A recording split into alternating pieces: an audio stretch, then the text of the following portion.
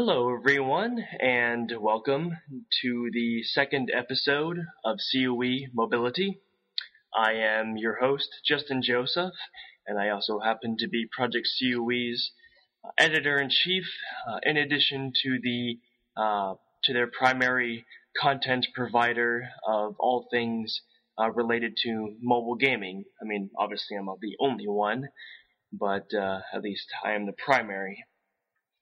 Now, it's kind of funny. I'm sure that those of you who are listening in, and I do thank you for tuning in, you may have very well have written me off after my first episode. It's basically been already a couple weeks since that first recording, and I wouldn't be surprised if each of you listening out there thought that I was basically a one-trick pony, just kind of having felt this really high swell of motivation to finally record a podcast and then dropped off from the face of the earth. And that's not an entirely unfounded attitude, I suppose. But, it's kind of funny. I actually, you're obviously listening again to this second episode, but I had 3 other recordings ready to go with this series, believe it or not. But unfortunately, the way that I was doing them just hasn't worked out, at least to the liking of Jared, who is obviously responsible for posting up the majority of the content that you see on the site. And it's no knock on him at all, absolutely not. Basically, what I was trying to do was to sort of make this series more unique and try to stand out from all the mainstream podcast series that exist out there. I was literally driving on the way home from work, and I had a Bluetooth earpiece in, and it was synced to my HTC Thunderbolt, and I had an app on there that at least at the time seemed to prove to record my voice pretty well. But at the same time, I wasn't really able to avoid, the kind of, ambiance, background noise. I mean, it's the summertime here, and especially in Ohio, it's been devastatingly hot for the past few weeks or so. So I would, have my window down for the first several good minutes, and then, of course, my AC would be blasting at some point. So there was basically always something other than my voice being heard, and Jared didn't like that, and that's fine. I don't mind. So more or less, what you're listening to is basically the consolidation of episodes 2 through 4 that I had previously done in that exact context, now lumped into one giant episode 2. So I was hoping that wouldn't be long-winded, and I apologize if I've already bored you to death. But nonetheless, that is what has taken place. And I'm trying to do this in the way that I had done the first recording from now on, so we'll see how that pans out for us. So anyway, again, welcome to episode 2 of COE Mobility, where my goal is to cover as much relevant information from both the industry standpoint and my own personal experience when it comes to things mobile gaming related.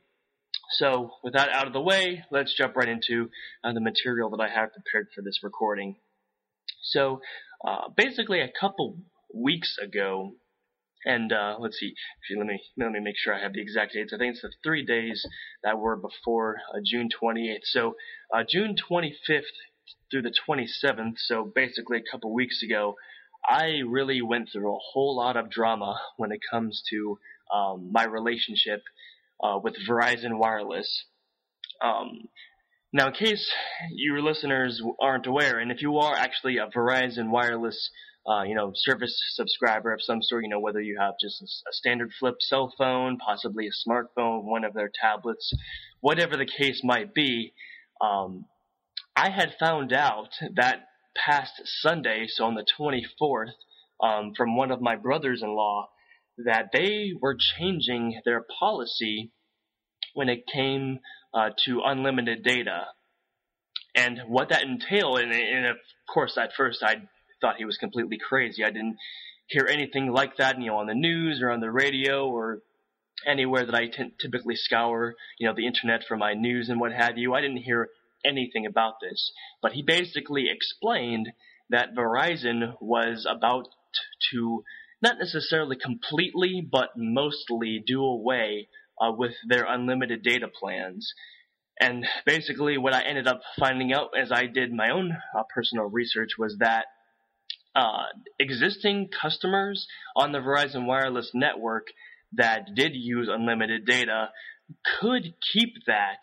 However, in the future, whenever they would be supposedly, eligible for an upgrade or anything like that, they were no longer able to keep that unlimited data unless they bought a phone that was not subsidized, meaning that you didn't opt into a contract, and because of the contract fees and on all the, what you're billed for on a month-to-month basis, you wouldn't be able to purchase, basically whatever it is, a 66% or so discounted phone.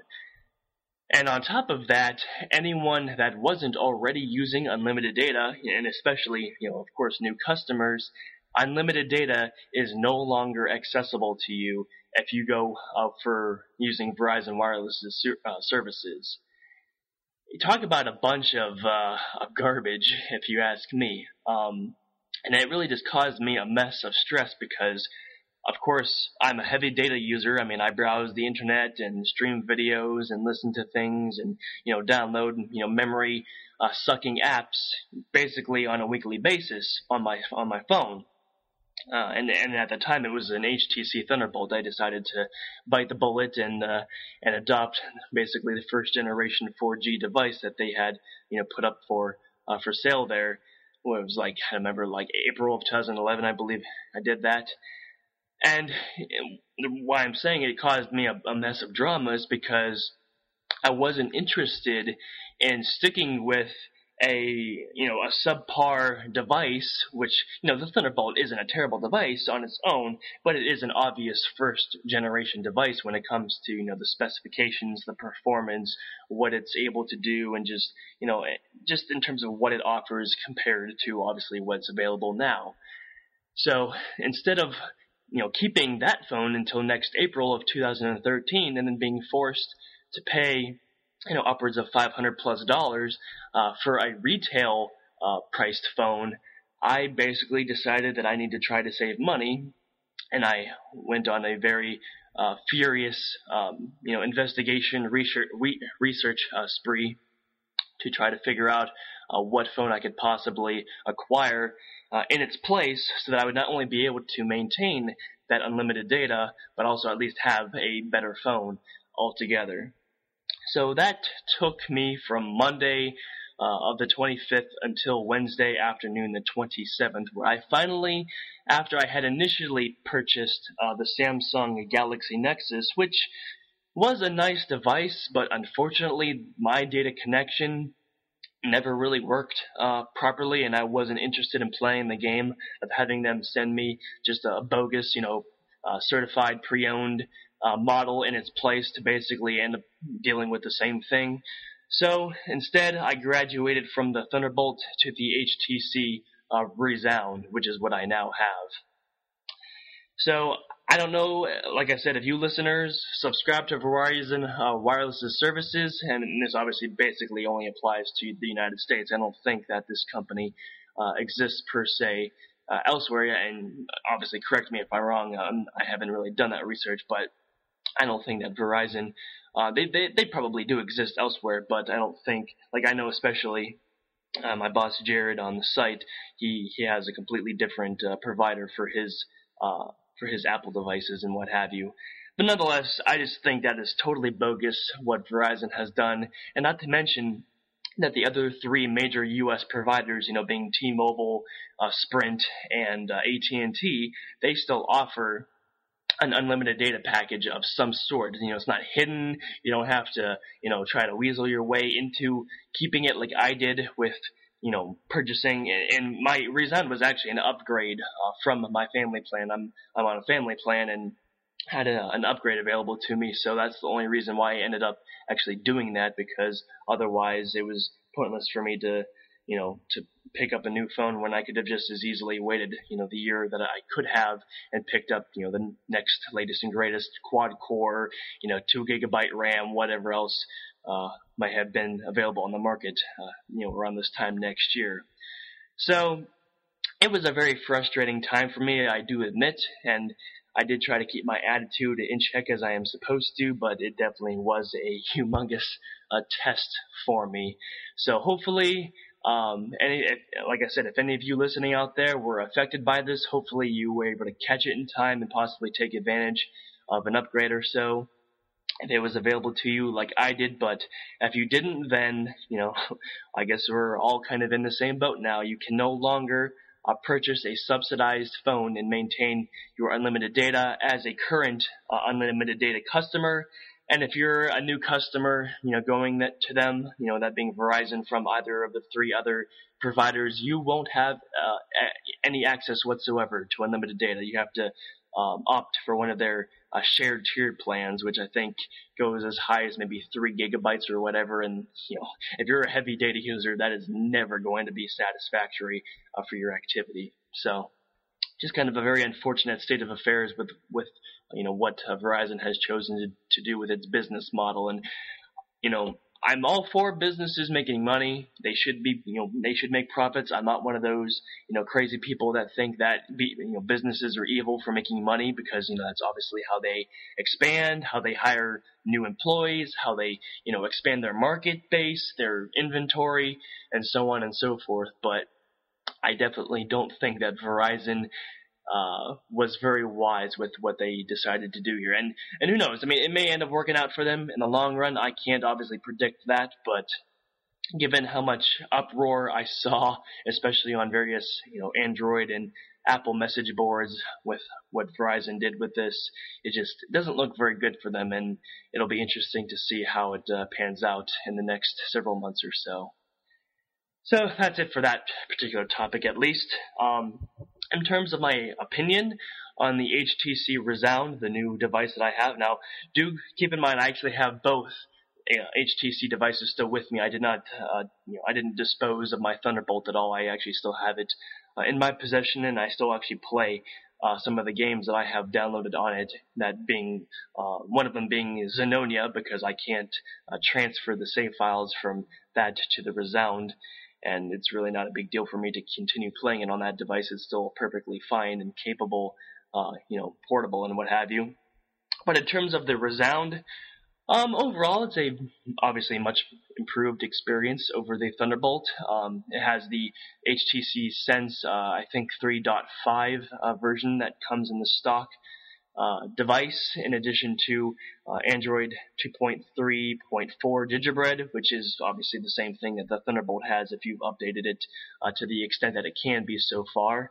It's got a beautiful 720p HD display, and I think that might be like either the top or in the top 3 displays on a smartphone that are available for United States smartphone customers. And then it comes with a free $120 pair of iBeats earbuds.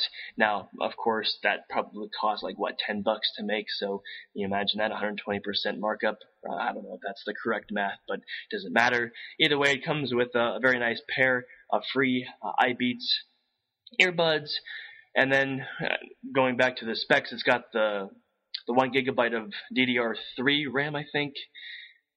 Boy, I didn't write those down. I should have. I apologize for this. But either way, it's got that, the dual-core processor, which is, I think, just the evolution of the 1 GHz Snapdragon processor that the Thunderbolt has. And then in terms of the actual device itself, it's very strange how HTC decided to implement the buttons along the sides in terms of the power and volume control, because they're just kind of these little flimsy rubber-ish kind of buttons that are not really easy to press, because they kind of are like basically flush with the device itself. It's like it's not an obvious thing to press on it. So I've actually found myself often in the past couple of weeks actually having to look directly at the thing to actually change the volume either on the ringer or on the media volume. and what have you. And the same thing with the power. The power isn't nearly as complicated because it's basically in the same spot that it was on the Thunderbolt, so you just basically have to press exactly where that was before, and I generally get it to accept it. But the volume is just kind of strange. I don't know why they have it so flush with the actual material of the device. It doesn't really protrude that much, and therefore makes actually adjusting the volume a tad bit complicated. And that's especially, if you have one of those, cases, those guards that wrap around the back of the phone, and obviously along the sides of it as well.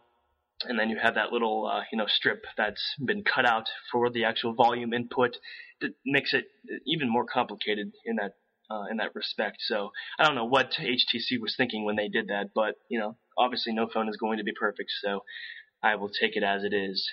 And then when it comes to the recharge port, it's kind of interesting. They basically still maintain the micro USB port, but they kind of changed it to be more of like sort of like a D shape. It's not the same thing as the Thunderbolts or even most of the other phones that have sort of that, the flush and flat connector to it. It's kind of got a little bit of a upward bend on the bottom of the piece there, and that's probably a horrible illustration for you guys, but either way, it's proprietary, and I don't think it can fit in any of the other phones, so it's kind of lame that you can't just use the cable that the Thunderbolt came in. But again, it's really not the worst thing in the world, so take that for how you will.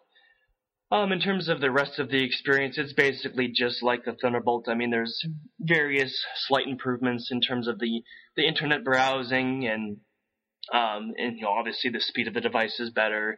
You can do things quicker in terms of apps loading and browsing the internet and stuff like that. Nothing entirely complicated there, but overall, it's a very solid device. I mean, it's definitely not perfect, and ultimately, if the Galaxy Nexus had given me a much more reliable data connection, I probably would have actually stuck with that particular phone. But nonetheless, this is what I decided to go with in the long haul, and it's not really been disappointing. I mean, obviously every smartphone has glitches, various nuances that you're just not going to like, things that don't really work as well as you think that they should, but you just have to take the good with the bad. And when it comes to the resound, it's definitely much better than it is not so good. So sort of, I guess, a general opinion of mine that I can offer to you guys there, for those of you who might happen to be in the market for either an upgrade or even possibly entering the smartphone market for the very first time. So just keep that in mind, I guess, if you will. So then moving on, I will go ahead and talk about something very interesting that I saw on my tablet, my Asus Transformer Pad.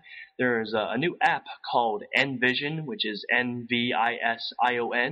and I think it's basically sort of an app that NVIDIA, the maker of the Tegra 3 chip, decided to create so that people who use the devices that Nvision is available on can actually, basically keep up on the news in terms of devices, movies, games, and all sorts of things, mobile gaming related and media related too. That'll take a special advantage of the Tegra 3 processor, or just things that you might enjoy in general when it comes to playing games on tablets or phones, and movies as well. But the thing that caught my eye the most whenever I actually downloaded this app yesterday was this bit of news that I saw that Nyko and NVIDIA are actually partnering to create one of the, I guess you would consider first official, well, probably not first official, but at least an official line of physical controllers that will be specifically dedicated to Android gaming. And I was like, whoa, that's pretty sweet.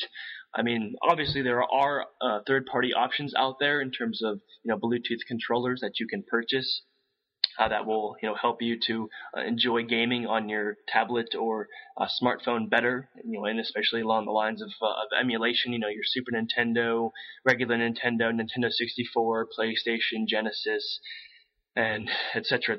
along those lines. But these two companies are preparing this coming fall of 2012 to launch a controller that is specifically dedicated to help those of us who are in the hardcore crowd actually enjoy games better on our tablets and smartphones. So I think that their aim is to basically draw in more people who would be playing games like, Shadowgun and Modern Combat 3, Nova 3, and let's see what else is there. Just a lot of those 3D sophisticated titles. You got Spider-Man, a lot of those games from Gameloft. You got Dead Space and Need for Speed, Hot Pursuit, just a whole bunch of games that are more sophisticated than the typical ones that we're used to seeing. It's not obviously Angry Birds or any of those touch games, or games with friends, with scramble words and then hanging and stuff like that.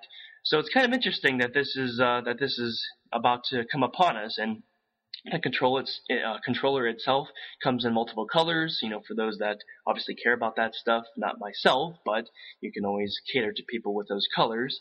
But it also has 2 analog input sticks, in addition to the 4 face buttons, and I believe that the letters coincide with what you see on the Super Nintendo controller with X, Y, and A and B, in addition to, of course, the D-pad, and I don't remember if I saw triggers on the device, but I think that they were actually there. I'll go ahead and check back on that and update myself appropriately if I'm wrong there.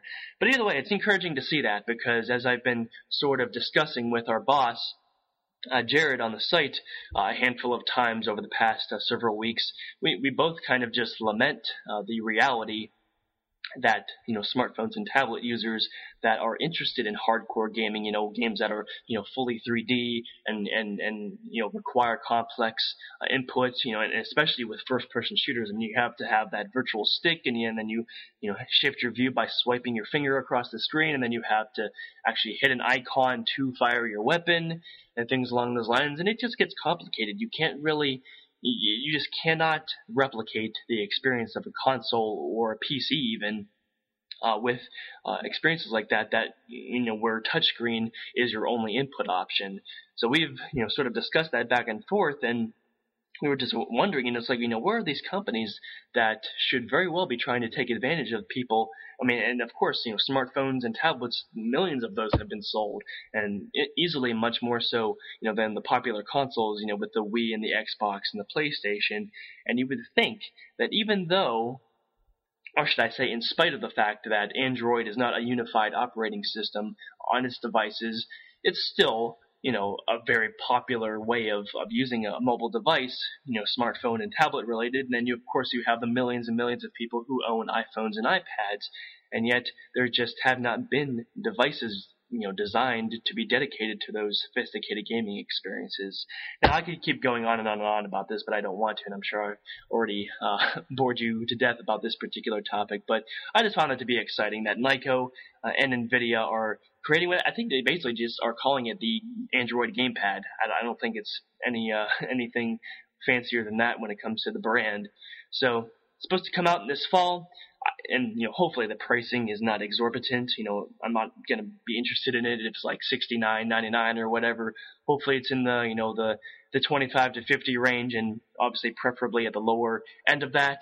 And we'll see. I didn't see any of that information in the article that Envision had in respect to this.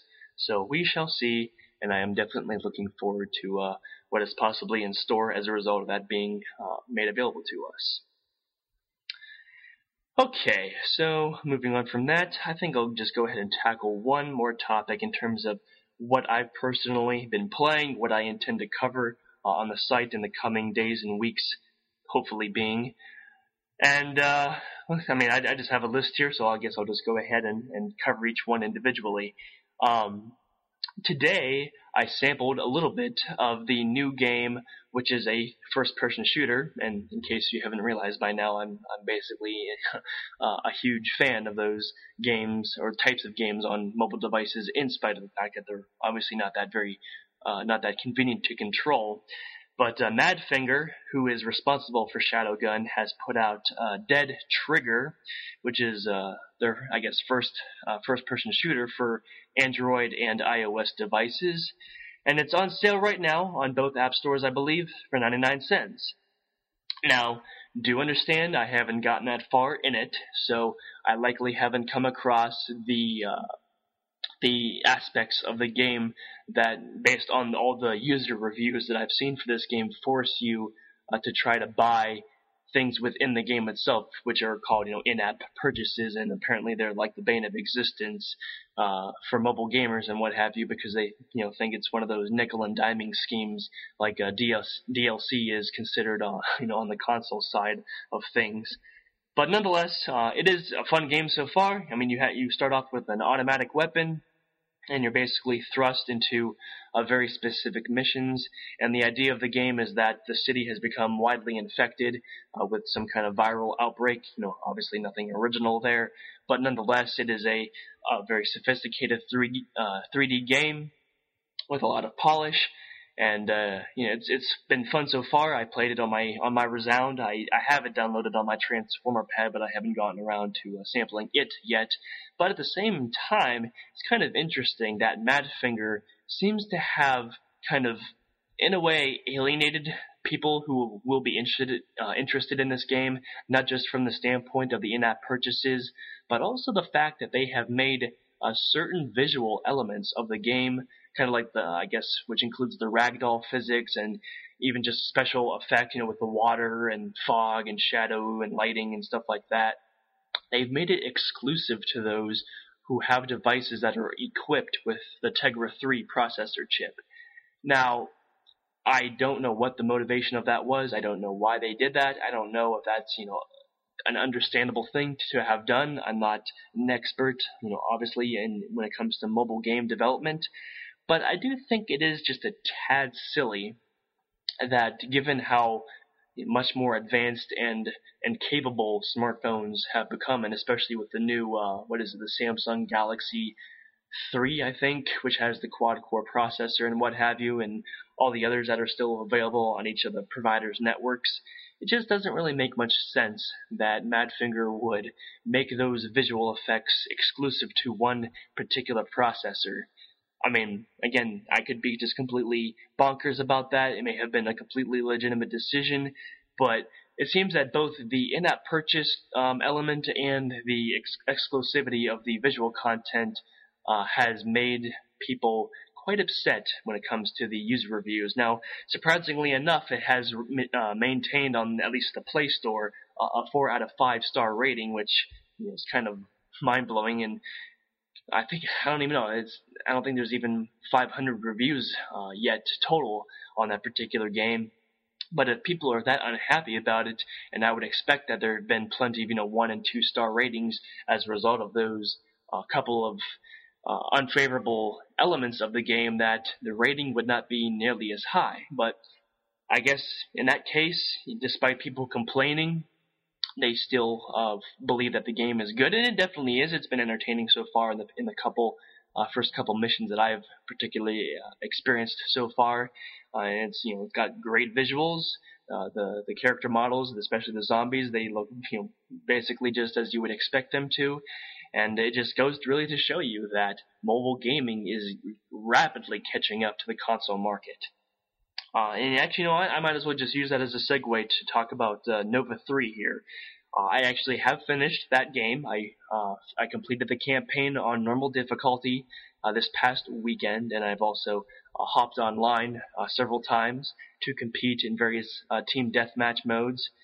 So I am actually not just ready to review it, but have already been in the process of doing so. I have a piece that I'm currently working on that's about, at the time of this recording, 70% or so ready, and I'm hoping by the end of the week, if possible, to actually officially post that up on the site. And I'm also wanting to do a comprehensive review for the With Friends games, but I don't want to get on a rabbit trail there. When it comes to Nova 3, it's a very, very interesting opinion that I will offer, because it is both Nova 3 is both a great game and a not so great game. Now, I'm not going to spoil anything, and I really don't want to tell you what ultimately I'm going to say as a verdict or anything.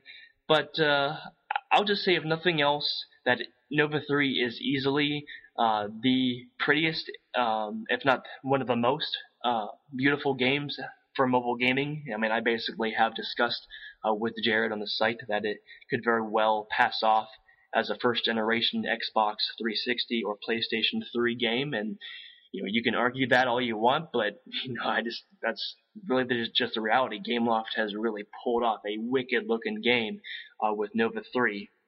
It really is fun. I will definitely say that, but there's just one too many unfortunate problems with it, and that's really all where I want to leave that particular my particular opinion verbally here, because I would much rather explain myself more comprehensively, more clearly, more detailed in my written review, so I will hopefully have that ready for you guys by the end of the week. But nonetheless, it is available on both marketplaces, and I think for $6.99, I don't think that Gameloft charges different prices for new releases of their games, and it definitely, I think, is worth it. I don't think that it's any kind of ripoff. And especially, given their previous games in the past have run for that exact price, and certainly not been nearly as sophisticated or nearly as polished. So absolutely no complaints about the price. And truly, truth be told, in general, I don't complain about the prices of these mobile games, because compared to paying $59.99 or $69.99, whatever the case might be, and especially for a lot of those special editions of games that are released on consoles, I think it's absolutely nothing to complain about. And those that do on the Play Store especially, it's just, you know what, just if you don't like it, don't play games, honestly, because if you have to whine and moan and complain about spending a few bucks for a game that is ultimately not that bad, there's definitely a lot of crap on both app stores. I absolutely do not deny that, but it's incredible to see how society has come when it comes to just this sense of entitlement and people thinking that they just deserve these perfect games from every company with every product that they put out there. And it's disappointing and discouraging to see that kind of stuff. But thankfully, I don't pay attention to it so much, so I could very well be in the minority with what I just said there. So either way. But anyway, when it comes to Nova 3, very good game. Just unfortunately a lot of problems that I'll, like I said, describe in my review. And we'll see how that works out. Other than that, I've also been playing Xenonia. I've been trying desperately to get further in that so I can finish it. It is unfortunately longer than I would like a game, especially for a mobile title. But I guess whenever it is basically Zelda on a mobile device, what do you ultimately expect? I'm up to level, I think, 45 with my character in that quest. And I'm also playing a very interesting game, which I think was originally released on PC and available in various other ways, called Anomaly HD, Anomaly HD Warzone Earth. I'm pretty sure that's the title. Anyway, it's very interesting. It's kind of basically turns tower defense upside down. And it's kind of, I guess, really, if you want to be blunt, a tower offense game where you're actually going through an area that has towers ready for you when you're supposed to destroy them, rather than you setting up towers to destroy some oncoming threat. It's a very interesting take on that genre, and I do applaud the developers for the creativity there. Now, it is fun, definitely, but it's also really, really hard. I think I'm on mission 8, and given how I think I'm aware there's 15, 20 some missions like that, or I can't really remember. Always so prepared for these things, am I not? But nonetheless, even just it was mission 4, it just was it was tough, because you really have to be on your toes, be paying full attention to where you're headed on the map, the status of your units in terms of what their strength is, what their health is, and just the timing that you're shooting for to take down the enemy structures while also reaching the end point so that you can receive the highest ratings. I think there's 2 medals that you achieve based on how quickly and how efficiently you played. And again, I'm not even sure about that, which is again just a wondrous representation of my wisdom here. But nonetheless, it is a fun game, and it's actually a very pretty game at that. So if anything, I think it's $2-3 or something like that on the app stores there. So if tower offense sounds like something appealing to you, by all means, give that one a go. Okay, so let's see. Do I want to tackle Amazing Spider-Man? Yeah, I'll just say a few things about that. I went to see that with my wife over the weekend. It's actually the first movie that we have seen together since we have been with each other. And I mean, unfortunately, the previews beforehand were less than ideal for what we believe in terms of right and wrong and what have you. But I'm not going to get into that because you're not interested. But the movie itself, I thought was very good. I don't actually have any knowledge of the Spider-Man universe from the comic book standpoint. The only exposure I have to the franchise is the original Spider-Man animated series that used to be a very popular Saturday morning cartoon. And believe it or not, I actually listened to 6 episodes of that while I was working today, and it was kind of funny to go back to that and kind of enjoy the nostalgia. And it's actually, it really holds up well. I mean, obviously the animation is not nearly as sophisticated as it could be now, but I mean the humor has really kept up, and even the plots. 20 minutes is not a long time for a Spider-Man story, and they still managed to somehow do it very well. So even for young kids such as I that really didn't know ultimately what was going on per se, they did a really good job. But then when it comes to The Amazing Spider-Man, I really don't know, what inspired it, what universe, whether it was the comics, the cartoons, whether there are novels out there, I don't even know. But either way, I did appreciate the movie. I thought it was well done. I did enjoy the relationship between Peter Parker and Gwen Stacy. And even the Lizard, I mean, the Lizard was kind of cheesy with the CGI and everything, but overall, I enjoyed the movie. I don't know if I will. It seems pretty obvious that this is going to be a new trilogy from Sony. I don't know if I'll end up liking it more than the previous one with Tobey Maguire and Kirsten Dunst. But it's just a matter of personal preference. And as much as I see people just constantly flogging each other with comments, especially on sites like IGN or just any movie site or any site for the matter where you can post comments, I really wonder what lives people think that they're leading and living by just consuming themselves with having the last word and insulting others for their desires, for their likes and their preferences. Just makes no sense to me. If you like the movie, more power to you. Great. That's how it should be. You spent the money, and if you think the movie was good, great. And if you don't think the movie was good, great. Just keep your opinions to your, well, not necessarily to yourself, but be respectful. That's all I say. But either way, I did enjoy the movie. I don't know if I liked it more than the first one. In the previous trilogy, I think I basically liked them equally. I mean, obviously, very different personalities for Spider-Man as a character, and the action was quite a ways different too. But different take, different director, different producer, and I'm sure a lot of the staff basically are brand new, and whatever. It's a fun movie, and if you take your kids to see it and even like superheroes yourself, you really shouldn't be disappointed. So that's basically my brief take on that film. And I do look forward, actually, in a few weeks whenever Batman, the third one from Christopher Nolan, The Dark Knight Rises, comes, because I'm going to take my wife to see that one too, and it'll probably be the only 2 movies that we actually see this entire year, which is no big deal because neither of us are really avid moviegoers. I hadn't actually seen one prior to The Amazing Spider-Man probably for a good couple of years, if not longer, so it's not exactly a humongous priority for us. Alright guys, it's been way long enough, almost at 40 minutes here, and I'll probably eclipse that before I actually hit the stop button here. Either way, I do want to thank you for joining me on this episode, which is now officially episode 2 of COE Mobility. Thank you very much for tuning in. As always, please keep it tuned in to our website, projectcoe.com, for all the latest content that we have for you on a day-to-day, week-to-week basis. Please indeed follow us also on Twitter, project_COE.